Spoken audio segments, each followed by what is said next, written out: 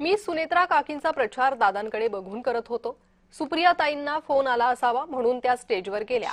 त्यांनी देखील महायुतीचा प्रचार केला नाही, केवळ सुनेत्रा काकींच्या वतीने त्या बोलल्या। मी महायुतीच्या व्यासपीठावर जाणार नव्हतोच, आमदार रोहित पवार यांनी हे स्पष्टीकरण दिलंय।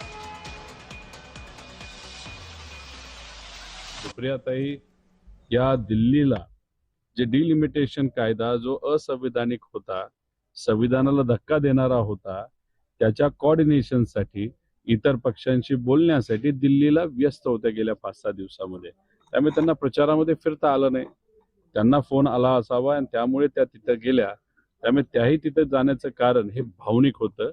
दादांकडे बघून त्या तिथे गेल्या होत्या। त्यांनी सुद्धा कुठल्याही प्रकारे महायुतीचा नाही तर एखाद्या पक्षाचा प्रचार न करता सुनेत्रा काकींच्या वतीने त्या ठिकाणी तिथे बोललेल्या आहेत आणि मी तिथे जाण्याचा प्रश्नच नव्हता। मी आधीच सांगितलं होतं मी महायुतीच्या व्यासपीठावर त्या ठिकाणी जाणार नाही।